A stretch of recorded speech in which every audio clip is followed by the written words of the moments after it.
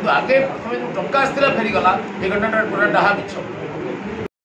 ବାଲେଶ୍ୱର ଜିଲ୍ଲା ଭୋଗରାଇ ବ୍ଲକରେ ଥିବା ଏସିଆ ମହାଦେଶର ସର୍ବବୃହତ ଶିବଲିଙ୍ଗ ବାବା ଭୂଷଣ୍ଡେଶ୍ୱର ମହାଦେବଙ୍କ ମନ୍ଦିର ନିର୍ମାଣ ପାଇଁ ଆସିଥିବା 3 କୋଟି ଟଙ୍କା ମୋହନ ସରକାର ଫେରାଇ ନେଇଥିବା ସ୍ଥାନୀୟ ବିଧାୟକ ଅଭିଯୋଗ କରିଥିଲେ, ଯାହାକୁ ନେଇ ସାଂସଦ ପ୍ରତାପ ଚନ୍ଦ୍ର ଷଡ଼ଙ୍ଗୀ ଆୟୋଜିତ ଏକ ସାମ୍ବାଦିକ ସମ୍ମିଳନୀରେ ବିଧାୟକ ଯାହା ଅଭିଯୋଗ ଆଣିଛନ୍ତି ତାହା ମିଥ୍ୟା ବୋଲି କହିବା ସହିତ ତାଙ୍କ ଉପରେ ପ୍ରବଳ ବର୍ଷିଛନ୍ତି। ଆଉ ସମସ୍ତେ ରାଜନୀତି ଊର୍ଦ୍ଧ୍ୱରେ ରହି ମିଳିମିଶି କାମ କଲେ ବାବାଙ୍କ ମନ୍ଦିର ସମ୍ପୂର୍ଣ୍ଣ ହୋଇପାରିବ ବୋଲି ସାଂସଦ ନିଜ ପ୍ରତିକ୍ରିୟାରେ କହିଛନ୍ତି। नमस्कार। भोगराईर मान्यवर विधायक श्री गौतम बुद्ध दास गोटे राजनीतिक आक्षेप प्रेस कॉन्फ्रेंस करले। यह अत्यंत निकृष्ट राजनीति गोटे बलिष्ठ नमूना। आश्चर्य कथा पूर्ण असत्य पर आधारित गोटे बयान जड़े विधायक कहते भूषण्डेश्वर मंदिर 3.5 कोटी कोटी टंका कड़े जगन्नाथ मंदिर गंगा माता मंदिर कोटी 6 कोटी टंका कड़े आसला फेरीगला।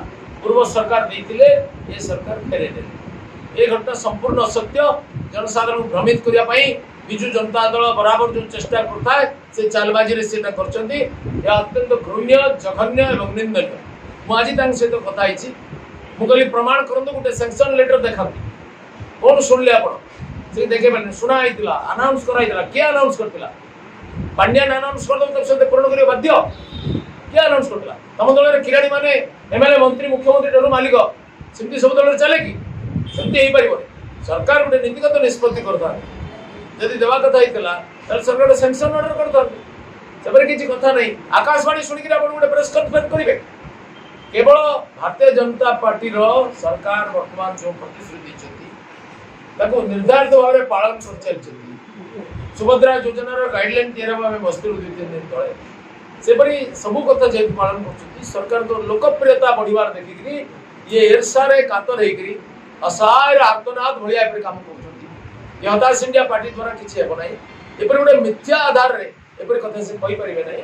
मुझे माध्यम जनवाक चाहूँगी मुझे आह्वान कर चुनौती दूसरी यदि सतरे एपरी कौन सैंक्शन लेटर अच्छी से देखा राजनीति छाड़ दो से कौन सैंक्शन लेटर न थी गोटे मिथ्या पर आधारित गोटे प्रेस मीट करेंगे तथ्य आधारित काम करवा दरकार। गोटे विधायक दायित्वपूर्ण व्यवहार आशा करा जाए। जनसाधारण भ्रमित करने कार्य अधिकार नहीं।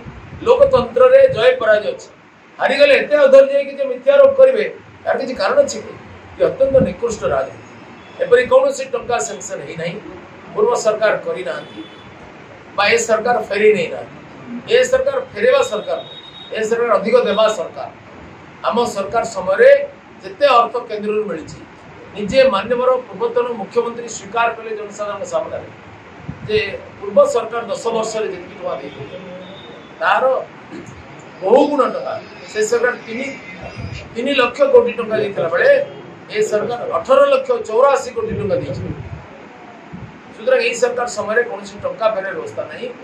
उदार हृदय मुक्त हस्तर केंद्र सरकार आमको आर्थिक सहायता देती ओडिशा प्रति विशेष ध्यान देती ओडिशा कला संस्कृति सबू क्षेत्र को देती ओडिशार चाषी छात्र शिक्षक कृषक श्रमिक विकास में बालेश्वर जिला भोगराई चंदन कुमार दास रिपोर्ट कोणार्क लाइव।